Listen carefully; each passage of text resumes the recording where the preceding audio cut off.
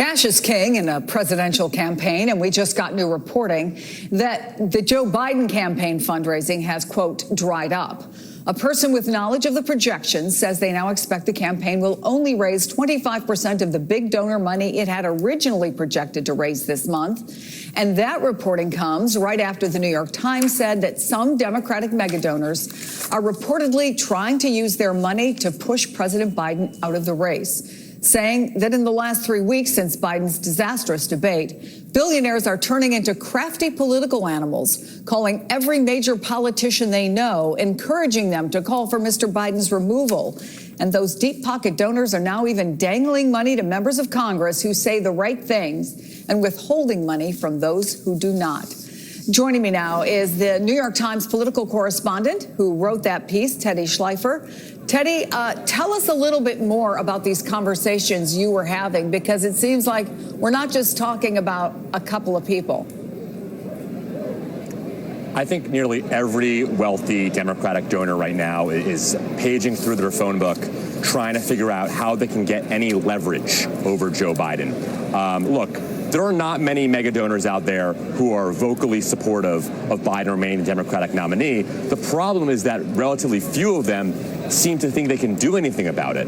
Obviously, over the last 24 hours, it appears like, I don't know if the dam is breaking, but maybe the dam is partially breaking, and we'll only know in the future how much of that is because of this donor pressure.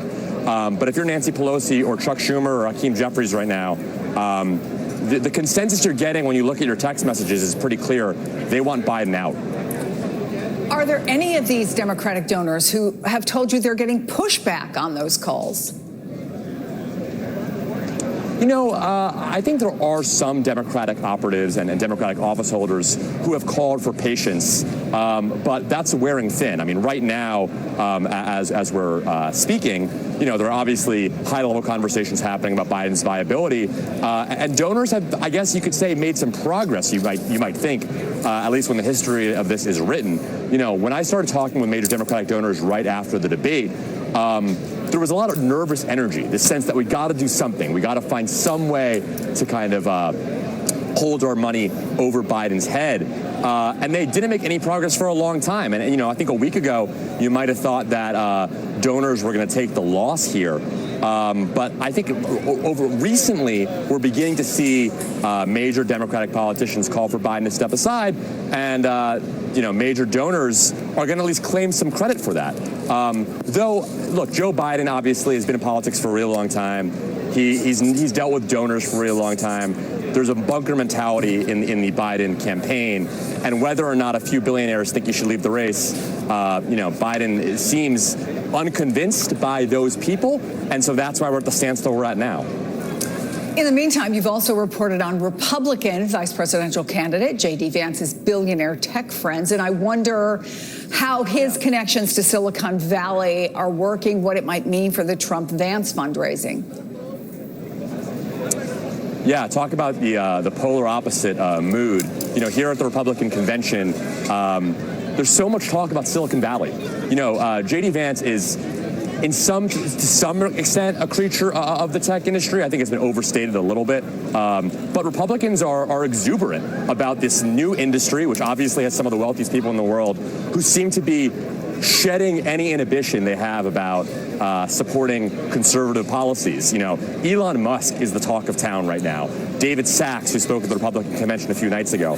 Peter Thiel, who, of course, hired J.D. Vance and played a key role in J.D. Vance becoming a U.S. senator. There's so much momentum around the Republican ticket. And, you know, you would forget for a hot second that lots of Republican office holders, including President Trump, have said some pretty critical things about the tech industry. They're clearly excited about these entrepreneurs and founders who control a lot of cash and seem to be consolidating around the Republican Party in a way that I've at least never seen before. Teddy Schleifer, thank you so much for that. And before we go, we are getting a statement from someone close to the Biden camp, and it reflects, we are told, what many people close to him are feeling, a level of extreme frustration with what they see as people having a lack of loyalty toward their president. Let me read this statement obtained by Mike Memoli, a source close to President Biden, responding to pressure building on him to step aside with some of the most aggressive pushback even on his own party leaders, and that includes former President Obama.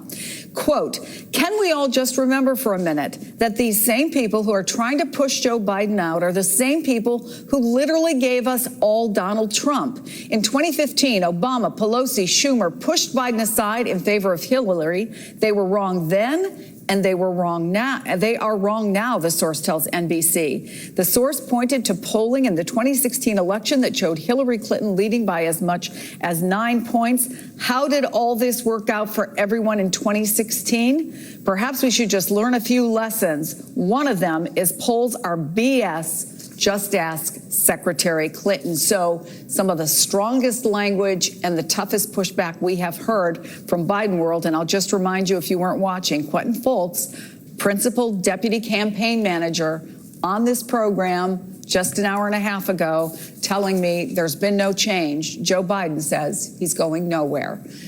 That does it for us this hour. Our special coverage will continue with Katie Tur live in Milwaukee at the RNC next.